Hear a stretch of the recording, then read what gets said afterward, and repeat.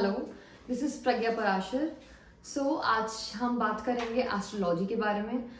Astrology क्या है, इसकी हिस्ट्री क्या है एंड एग्जैक्टली इसकी साइंस क्या है। लोग बोलते हैं कि मैं यकीन नहीं करता क्योंकि मैं एक साइंस बैकग्राउंड का हूँ, ये हूँ वो हूँ। सो हम उस बारे में बात करेंगे। Also this is my very first video, so I hope आप मुझे सपोर्ट करोगे इस न्यू जर्नी में। सो हम बात करें एस्ट्रोलॉजी के बारे में, उसमें 3 पार्ट्स होते हैं। फर्स्ट पार्ट समहित, सेकेंड पार्ट आपका गणित, तीसरा पार्ट आपका होरा। फर्स्ट समहित। समहित क्या होता है? समहित इज क्लाइमेट के बारे में, साइक्लोन आने वाला है, कुछ भी आने वाला है, लाइक क्लाइमेटिक चेंजेस के बारे में और स्टॉक मार्केट के बारे में, ऐसी कुछ चीजें जो होती हैं वो आप आता है आपका समहित में। दूसरा मैंने बताया आपको गणित। गणित क्या हुआ? आपके जो थ्रू न्यूमरोलॉजिकली जो आप कैलकुलेट करते हो एस्ट्रोलॉजी में, वो आपको गणित में आया। तीसरा आपका हुआ होरा। होरा में जो बर्थ चार्ट बनता है, जो कि हर व्यक्ति का बना होगा बर्थ टाइम पे या बाद में, वो होता है। उसके थ्रू जब आप निकालते हो कि आपकी शादी कब होगी, आपकी जॉब कब लगेगी, आपका नया घर कब बनेगा, आपका ये कब होगा, वो आपका आता है होरा में। आफ्टर होरा इफ आई टेल यू, अगर आप लोग पूछते हैं कि इसका सोर्स क्या है, इसका सोर्स इज वेदा। वेदस आपको पता है वेद क्या है? वेदस जो है वो उसका सोर्स है। सोर्स अगर आप बात करो तो जो ऋषि पराशर जी थे, जो कि ग्रैंड सन, मतलब कि पोते, ग्रैंड सन ऑफ महर्षि वशिष्ठ के जो पोते थे ऋषि पराशरा, उनकी लिखी हुई किताब जो है ज्योतिष शास्त्र, उन्होंने लिखी हुई है। तो अगर मैंने आपको बोला कि मैंने हिस्ट्री डिस्कस करनी, तो हिस्ट्री तो उसकी ये है कि बुक इन्होंने लिखी, बुक ये, बुक वो। तो हम बात करते हैं कितने टाइप की एस्ट्रोलॉजी के बारे में। कितने टाइप की होती है? 2। एक होती है वैदिक, एक होती है वेस्टर्न।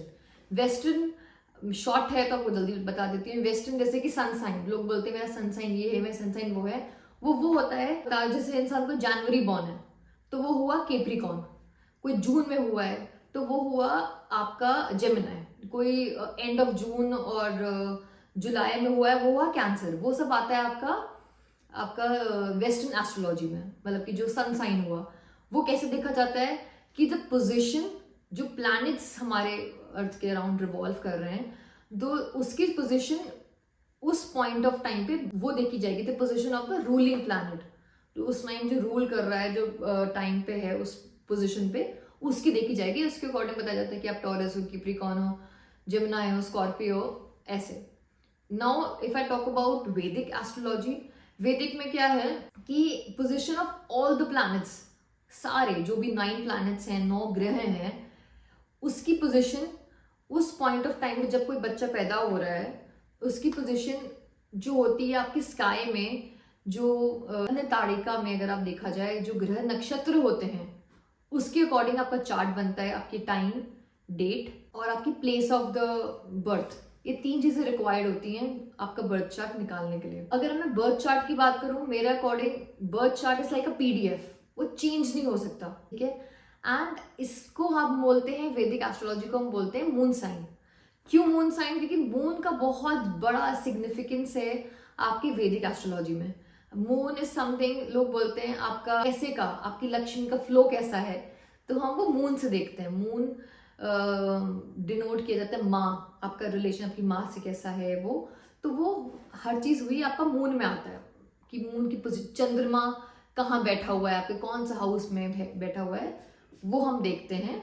तो वो तभी मून का बहुत बड़ा सिग्निफिकेंस है।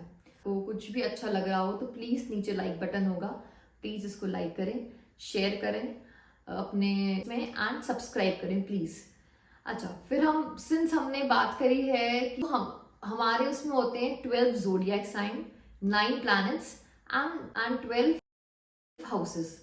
तो अगर आप नीचे फोटो में अगर आप देख पा रहे हो तो मैं आपको वैसे बताती हूँ। 9 आपके प्लैनेट्स हैं, तो 9 ग्रह, तो 9 जो ग्रह हैं वो कैसे क्या, ठीक है।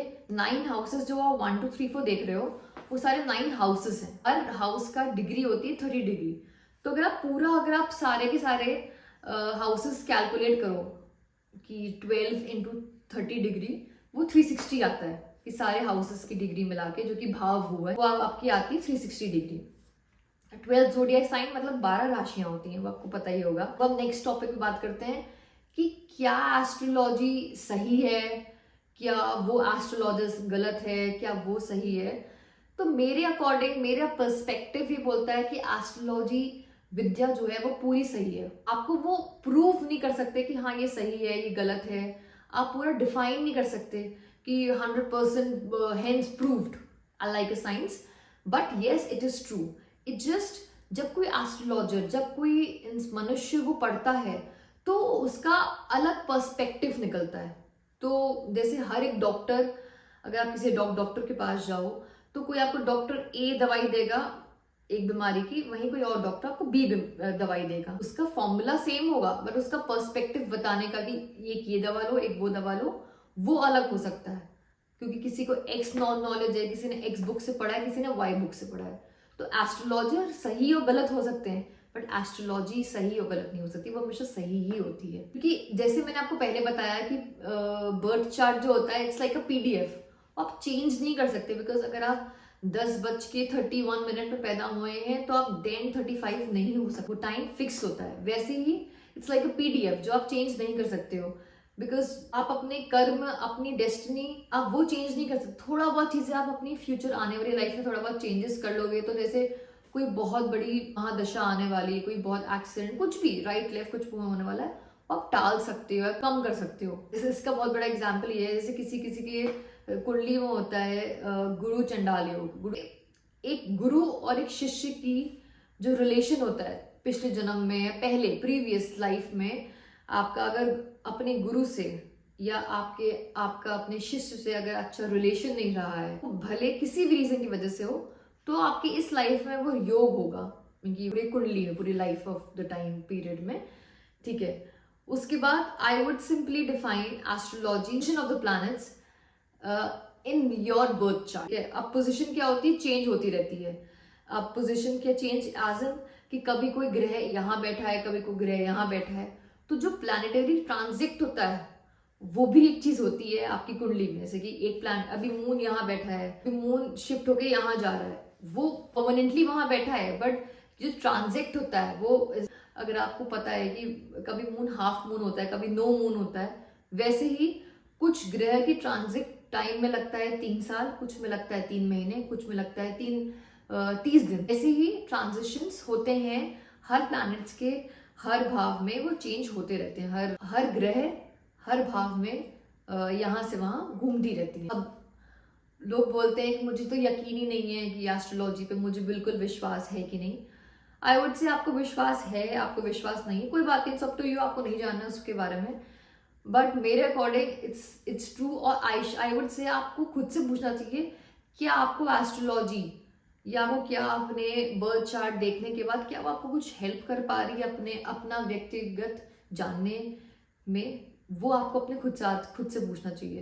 And I would discuss this topic in next video कि एस्ट्रोलॉजी क्या बिलीव करी जा सकती है, क्या नहीं करी जा सकती, क्या वो सही है, क्या वो गलत है कि नहीं। बाकी इतना ही। Thank you so much.